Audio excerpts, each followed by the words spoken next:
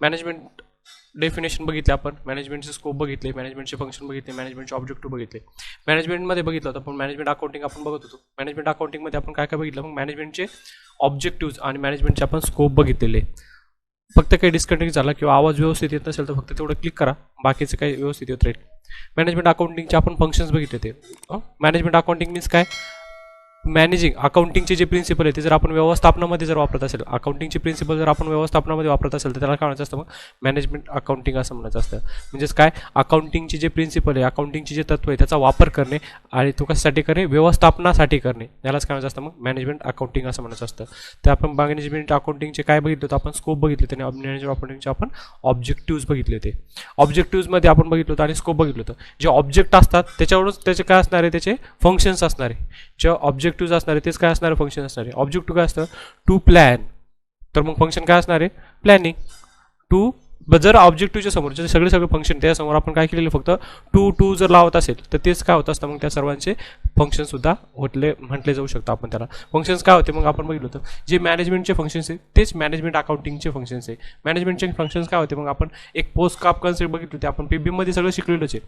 पण तरी सुद्धा बघा हेनरी फेवरला किती 5 तत्व सांगितले होते. त्या 5 तत्वामध्ये बघा, planning, organising, controlling, directing, reporting, budgeting, presentation, coordination, communication, हे सगळे काय आहेत, मग मॅनेजमेंटचे फंक्शन्स आहेत आणि तेच अकाउंटिंगचे फंक्शन्स आहेत. मग पहिल्यांदा आपल्याला काय सांगता येईल, मग प्लॅनिंग करणे म्हणजेच काय, आपल्याला नियोजन करणे म्हणजे योजना आखणे, त्याला काय म्हणतो आपण, प्लॅनिंग करणे.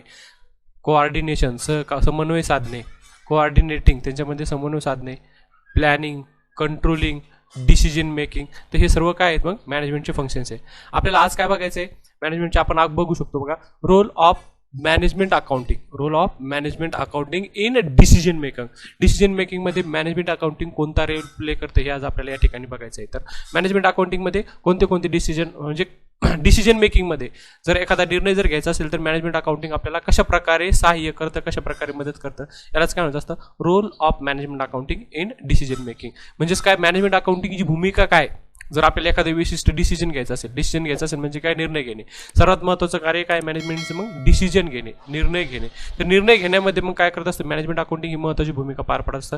तर ती कशा प्रकारे पार पाडली जाते किंवा मग निर्णय कशा प्रकारे घेतले असतात, त्याचा रोल कोणता आहे ते आज आपल्याला बघायचं आहे. तर त्यातला पहिला पॉईंट सांगते आपल्याला, क्लिअरिफाय द डिसिजन. सगळ्यात अगोदर काय असतं, मग जर आपल्याला डिसिजन घ्यायचं असेल तर त्याचे काही विशिष्ट काही स्टेप्स आहे. डिसिजन जर घ्यायचं असेल त्याच्या काही स्टेप आहे, त्या स्टेप जर फॉलो केले तरच आपण काय करू शकतो, कोणताही निर्णय आपण या ठिकाणी घेऊ शकतो. तर सगळ्यात महत्त्वाची पहिली स्टेप काय आहे, clarify the decision problem. Decision घेण्यासाठी तो सगळ्यात महत्त्वाचा कोणता प्रॉब्लेम आहे तो काय करणे, अगोदर क्लेरिफाय करणे, त्याचं स्पष्टीकरण करणे. बघा याच्यामध्ये काय सांगितलं जातं, बघा clarify the decision problem.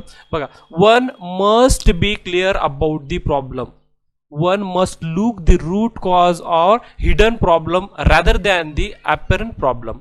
Some skill is required to define a problem in such term that can be addressed effectively. म्हणजेच काय, सगळ्यात अगोदर बघा काय करायचं आहे आपल्याला, क्लेरिफाय दी डिसिजन प्रॉब्लेम. आपल्याचं जे निर्णय घ्यायचा आहे तर त्याचा प्रॉब्लेम काय, हा सगळ्यात मेन कॉज म्हणतो आपण त्याला, रूट कॉज किंवा मग हिडन प्रॉब्लेम काय ते शोधून काढणे, हा सगळ्यात महत्त्वाचा आपल्याला रोल किंवा मग भूमिका आपल्याला या मॅनेजमेंट अकाउंटिंग सांगता येईल. मॅनेजमेंट अकाउंटिंगच्या साहाय्याने आपल्याला निर्णय कशासाठी घ्यायचा आहे, नक्की आपल्या समोर काय, आपला जो व्यवसाय असेल, आपला जो बिझनेस असेल त्यासमोर नक्की रूट कॉज काय व हिडन प्रॉब्लेम काय, हे प्रॉब्लेम शोधून काढणे. हे प्रॉब्लेम काय करणे, शोधून काढणे. म्हणजे काय, निर्णय घेण्यासाठी सगळ्यात अगोदर आपल्याला काय माहित पाहिजे, आपल्याला जर निर्णय घ्यायचा आहे तर कशासाठी घ्यायचा आहे किंवा मग आपल्या व्यवसायाच्या समोरच्या अडचणी कोणत्या हे आपल्याला सर्वात अगोदर माहीत असणं गरजेचं आहे. मग या अडचणी जर आपल्याला माहीत असेल तरच आपण योग्य तो निर्णय या ठिकाणी घेऊ शकतो. म्हणजे सगळ्यात महत्त्वाचं मग भूमिका कोण पार पाडतं, मॅनेजमेंट अकाउंटिंग पार पाडत असतं आपल्याला, की नक्की आपल्याला निर्णय कशासाठी घ्यायचा आहे ते क्लिअरिफाय करणे. जोपर्यंत आपल्याला स्पष्ट होत नाही आपल्याला निर्णय कशासाठी घ्यायचा आहे तोपर्यंत आपण निर्णय घेऊ शकत नाही. त्यामुळे आपल्याला निर्णय कशासाठी घ्यायचा आहे त्याचा रूट कॉज शोधून काढणे, त्याचा मुळासकटचं मूळ जे कारण आहे ते आपल्याला शोधून काढणे, जेणेकरून आपण जो निर्णय घेणार आहे तो कसा इफेक्टिव्हली आणि चांगल्या प्रकारे घेऊ शकतो. तर हे सगळ्यात पहिलं आपल्याला महत्त्वाचं रोल आपल्याला मॅनेजमेंट अकाउंटिंग सांगता येईल. त्यानंतर आपण या ठिकाणी दुसरा बघू शकतो, याच्यामध्ये काय दिलेले, स्पेसिफाय द क्रायटेरिया. काय करणे, क्रायटेरिया स्पेसिफाय करणे. बघा, after clarifying a problem criteria must be specified for decision making. What is the objective, what is the objective of the decision. डिसिजनचं नक्की ऑब्जेक्टिव्ह काय आहे हे शोधून काढणे. त्याच्यामध्ये बघा कोणताही व्यवसाय असेल, कोणताही बिझनेस असेल, तर त्याचा अल्टिमेट एम असेल, कोणत्याही व्यवसायाचा अल्टिमेट एम किंवा अल्टिमेट ऑब्जेक्टिव्ह म्हणतो आपण, तो काय ऑब्जेक्टिव्ह आहे? Maximize the profit. काय? Earning the profit and maximize the profit.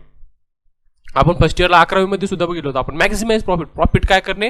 Maximise करणे, प्रॉफिट वाढवणे. आणि काय? Increase the market share, social services, मार्केटचा शेअर वाढवणे. म्हणजे काय? मार्केट वास्ट करणे, मार्केटचा जो पण स्कोप आहे तो काय करणे? वाढवणे, मार्केटचा स्कोप वाढवणे आणि प्रॉफिट वाढवणे. हा काय सगळ्यात महत्त्वाचं काय असतं?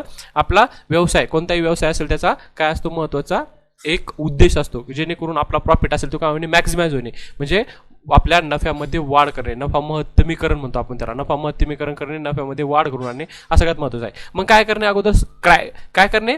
स्पेसिफाय करणे. स्पेसिफाय करणे म्हणजे काय? क्लिअर करणे. काय? क्रायटेरिया, जो पण क्रायटेरिया आहे तो काय करणे? स्पेसिफाय करणे, की जेणेकरून काय होईल? आपल्याला माहिती होईल की आपल्याला नक्की कशाबद्दल डिसिजन घ्यायचा आहे. ओके, तर हा सुद्धा आपल्याला दुसरा महत्त्वाचा रोल आपल्याला सांगता येईल. हे काय सगळे डिसिजन मेकिंगचे स्टेप्स आहे. डिसिजन मेकिंगमध्ये आपल्याला तिसरी स्टेप सांगता येईल, तो आयडेंटिफाय अल्टरनेटिव्ह. बघा, आयडेंटिफाय अल्टरनेटिव्हचा अर्थ काय होतो?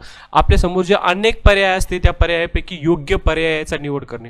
जेव्हा आपण आपल्याला डिसिजन घ्यायचे असेल त्या डिसिजनमध्ये काय असतं? आपल्यासमोर एकापेक्षा अधिक काय असतं? आपल्यासमोर पर्याय उपलब्ध असतात. त्याला काय म्हणतो आपण? अल्टरनेटिव्ह असं म्हणत असतो.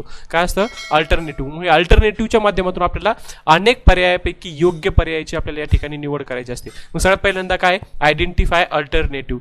आपण मॅनेजमेंट अकाउंटिंगमध्ये आपल्याला याच्यानंतर बघायचं आहे मशीनमध्ये. बघा, आपण मशीन आर रेट शिकलो तो सेकंड इयरला कॉस्टिंगमध्ये. तर आपल्यासमोर काय असायच्या? 2 मशिनरी दिलेल्या असायच्या आणि आपण कॉस्ट अनालिसिस, कॉस्टिंगचा टेबलचा वापर करून मशीन आर रेट काढून आपण काय करायचो? त्यांना सजेस्ट करायचो which is the best alternative. मग आपण सजेस्ट करायचो A machine is best than the B. मग आपण काय करायचो? ए पेक्षा आपण बी खरेदी करणे काय करायचं? त्याला प्रेफर करायचो. Means B should be purchase, A should be purchase, असं आपण सजेशन द्यायचं. म्हणजेच काय करायचो? आपण त्या दोन्हीमध्ये काय करायचो? कंपॅरिझन करायचो. या 2 अल्टरनेटिव्ह त्याच्यामध्ये कंपॅरिझन करायचो आणि योग्य मशीन कोणती आहे ती काय करायची? आपण सजेस्ट करायची. तर एक काय अल्टरनेटिव्ह जे आहे ते काय करायचे? योग्य जे अल्टरनेटिव्ह त्यांचा शोध घ्यायचा, आयडेंटिफाय करायचे आणि ते काय करणे? सजेस्ट करणे. ही सुद्धा काय मग तिसरा महत्त्वाची भूमिका मॅनेजमेंट अकाउंटिंग सांगता येईल. Explore all the alternatives, their pros and cons. This is a critical step in the decision making. म्हणजेच काय? त्याचे गुण आणि दोष म्हणतो आपण, त्याचे गुण आणि दोष शोधून काढणे, त्याचे काय ड्रॉबॅक्स असेल म्हणजे ॲडव्हान्टेजेस आणि डिसएडव्हान्टेजेस असेल हे शोधून काढणे आणि योग्य कोणते आहे ते आपल्याला काय करणे? सजेस्ट करणे. यालाच काय म्हणजे असतं? मग आयडेंटिफाय द अल्टरनेटिव्ह. त्यानंतर नेक्स्ट जर सांगायचं असेल तर develop a decision model. Management अकाउंटिंगचा अजून एक महत्त्वाचा जो पार्ट आहे त्याला काय? डिसिजन मॉडेल काय करणे? डेव्हलप करणे. डेव्हलप करणे म्हणजे काय? एक डिसिजन मॉडेल काय करणे? तयार करणे आणि तो काय करणे? व्यवसायामध्ये स्थापन करणे. त्याच्यामध्ये बघा, डेव्हलप करणे, डिसिजन मॉडेल जो असतो, डिसिजन मॉडेल मीन्स काय? योग्य कशा प्रकारे निर्णय घेऊ शकतो एखाद्याचं काय करणे? मॉडेल तयार करणे. बघा मग काय म्हणता येईल? This is the simplified version of the problem. No irrelevant information, only factor relevant to the problem is highlighted.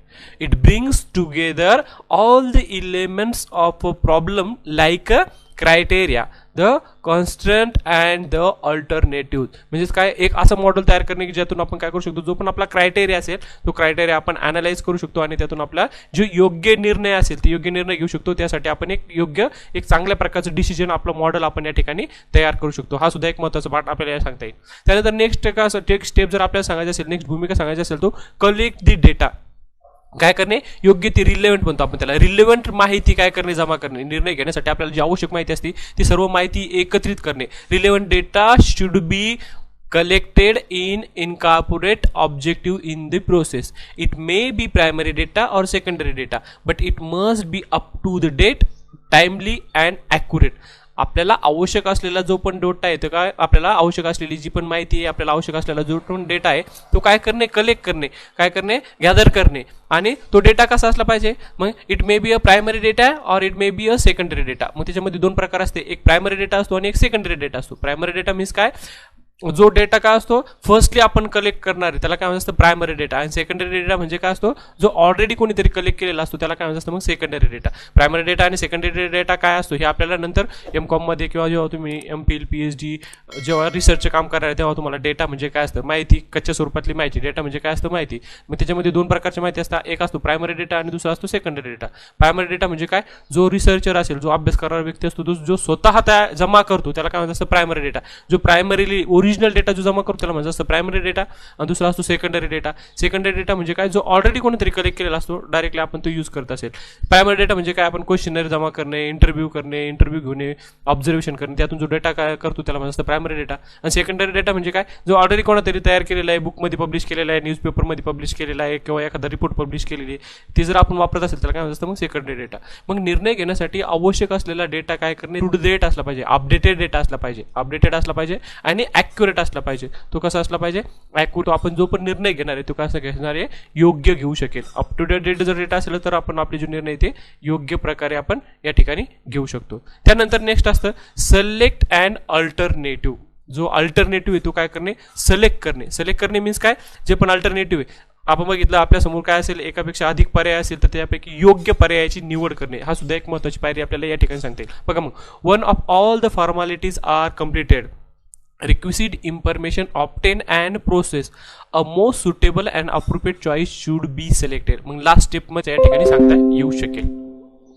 Okay, हा अल्टरनेटिव्ह काय करे शोधून काढणे, हा सुद्धा अलग महत्वाचा पार्ट आपल्याला या ठिकाणी सांगू शकतो. बघा नंतर काय, मग रिलेव्हंट कॉस्ट ॲनालिसिस. रिलेव्हंट जी कॉस्ट आहे तिचं काय करणे, ॲनालिसिस करणे. कोण कॉल करते, सॉरी. बघा मग पहिल्यांदा काय असतं, ऑडियन्स टार्गेटिंग. बघा रिलेव्हंट कॉस्ट ॲनालिसिस, आपण जी कॉस्ट असेल त्याचं काय करणे, ॲनालिसिस करणे, कॉस्टचं काय करणे, ॲनालिसिस करणे. आणि त्या व्यतिरिक्त काय असतं मग, audience targeting. Audience targeting means काय असतं, मग जो पण ऑडियन्स असेल आपले ऑडियन्स काय करायचे, टार्गेट करायचे. आता मार्केटिंगमध्ये तुम्ही शिकणार आहे ऑडियन्स टार्गेटिंग. जे पण आपले ऑडियन्स असतात, आपले जे कस्टमर असतात त्यांच्यावर काय करायचं, टार्गेटिंग असतं. मग त्या टार्गेटिंग मीन्स काय, आपण त्याला काय म्हणतो बघा, सेगमेंटेशन ऑफ मार्केट म्हणत असतो. काय म्हणत असतो, मार्केट सेगमेंटेशन, मार्केट टार्गेटिंग म्हणायचं असतं. आपलं जो पण मार्केटमध्ये आवश्यक जे कर्मचारी आहे ते कसे असले पाहिजे, टार्गेटेड म्हणतो आपण त्याला. जे टार्गेट कस्टमर आहे ते आपण निवड करणे. ओके, यालाच काय म्हणत असतं मग, ऑडियन्स टार्गेटिंग. म्हणजे आपल्याला जो पण निर्णय घ्यायचा आहे, सगळ्यात महत्त्वाची भूमिका मग मॅनेजमेंटमध्ये काय पार पाडली जाते, महत्त्वाचा रोल काय असतो, मग जो पण आपले टार्गेट कस्टमर आहे त्यांची निवड करणे. म्हणजेच काय, आपण एखादा प्रोडक्ट तयार करायचं आहे. बघा एक्झाम्पलमध्ये बघायचं, मार्केटिंग आणि मॅनेजमेंट या दोन्हीमध्ये काय एक साम्य कसं सांगता येईल की आपल्याला. बघा आपल्याला काय करायचं, आपलं एखादं प्रोडक्ट तयार केलेले. एक्झाम्पल जर घ्यायचं असेल तर काय, आपण फेअर अँड लवलीचं घेतो. बघा Fair and Lovely, Fair and लवलीमध्ये जर आपण सांगायला गेलो तर अगोदर काय असतं, त्यांचं टार्गेट ऑडियन्स असतं. बघा ऑडियन्स टार्गेट मीन्स काय, त्यांचे कस्टमर ठरलेले असायचे. फेअर अँड लवली कशासाठी, मग सगळे स्त्रिया किंवा मग फिमेल जे असतात, फिमेलसाठी. जर त्यांचं जर बेसिक कंपॅरिझन करायचं असेल तर मेल आणि फिमेल अशा दोन गटामध्ये त्याचं वर्गीकरण केलं तर फेअर अँड लवली हा प्रोडक्ट जनरली कशासाठी होता, फिमेल वर्गासाठी होता. कोणत्यासाठी होता, फिमेल वर्गासाठी. मग त्यांनी काय केलं होतं, त्यांचं जे टार्गेट होते ते फिमेल जे आहे, महिला मंडळ जे आहे त्या महिला मंडळावर काय केलं होतं, कॉन्सन्ट्रेट केलं होतं. आणि नंतर मग त्यांनी काय केलं, दुसरं प्रोडक्ट त्यांनी मार्केटमध्ये इंट्रोड्यूस केलं, Fair and Lovely for men's, आहे का नाही. मग हे काय, मेन्ससाठी जे त्यांनी प्रोड्यूस केलेलं आहे तर त्यांचं टार्गेट ऑडियन्स काय झालं, मग Fair and Lovely for men's हे कशासाठी आहे, पर्टिक्युलरली मेन्ससाठी आहे. फेअर अँड लवली फक्त वुमेनसाठी आहे. किंवा मग जॉन्सन्स बेबी सोप असतो. बघा सोपमध्ये जॉन्सन्स बेबी ब्रँड म्हटलं की ते सगळ्यांना असं माहितीच असतं जनरली की हे कशासाठी आहे, मुलांसाठी. जे छोटे जे मुलं आहे त्यांच्यासाठी जॉन्सन्स बेबी असेल किंवा हिमालय असेल, हे प्रोडक्ट कोणते, लहान मुलांसाठीच काय केलेले आहे त्यांनी, टार्गेट केलेले. चॉकलेट्स असतील किंवा मग काय असेल ते जॉन्सन बेबीची पावडर असेल, सोप असेल, हे हिमालयाचे प्रोडक्ट ते सगळे कशावर, त्यांचं टार्गेट ऑडियन्स कोण आहे, मग कस्टमर कोण आहे, लहान मुलं त्यांचे काय असतात, कस्टमर असतात. मग याला काय म्हणायचं असतं, टार्गेट ऑडियन्सिंग म्हणायचं असतं. त्यानंतर तिसरा महत्त्वाचा रोल आपल्याला काय सांगता येईल, मेक ऑर बाय इव्हॅल्युएशन. आपण बघा ऑर्गनायझेशनमध्ये बघत असेल तर दोन प्रकार असते. एक काय करतो असतो आपण, मॅन्युफॅक्चरिंग, आणि दुसरा असतो ट्रेडिंग, व्यापार. ट्रेडिंगचे जर प्रकार बघायला गेला असतो तर एक मॅन्युफॅक्चरिंग बिझनेस असतो, दुसरा असतो ट्रेडिंग बिझनेस. मॅन्युफॅक्चरिंगमध्ये वस्तू तयार केल्या जातात, वस्तूचं उत्पादन केलं जातं, त्याला काय म्हणतो आपण मेक. आणि दुसरं असतं बाय. ट्रेडिंगमध्ये काय केलं जातं, वस्तू खरेदी केल्या जातात आणि नफ्यावर त्याच्यामध्ये प्रॉफिट ॲड करून त्या विकले जात असतात, आपण त्याला काय म्हणतो, ट्रेडिंग म्हणतो. तर बनवण्याची की खरेदी करून विकायची याचा निर्णय सुद्धा मॅनेजमेंटचा आपण अभ्यास करून घेऊ शकतो. मीन्स काय, मॅन्युफॅक्चर करायच्या की डायरेक्टली ट्रेडिंग करायची, दुसरीकडून विकत आणून जर आपण त्या प्रॉफिटवर नफ्यावर विकू शकत असेल तर त्याला काय म्हणायचं, मेकिंग द बिझनेस. त्यानंतर डिफाईन बजेट. आपण कालही चर्चा केली होती बघा बजेटची. बजेट म्हणजे काय असतं, मग बजेटमध्ये अंदाजपत्रक असतं.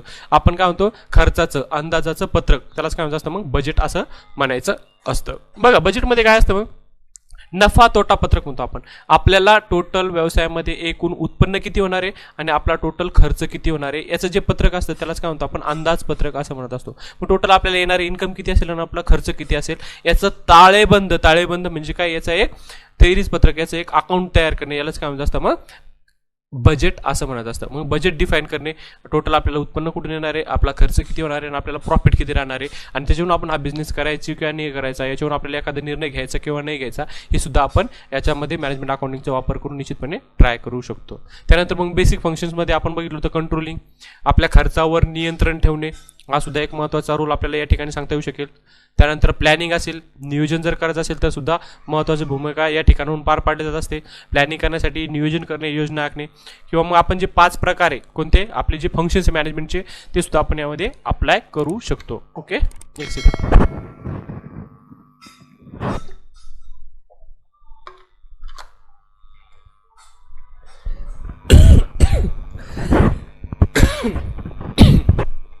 नेक्स्ट काय सांगतात मग आपल्याला, कंट्रोलिंग, प्लॅनिंग, कोऑर्डिनेशन.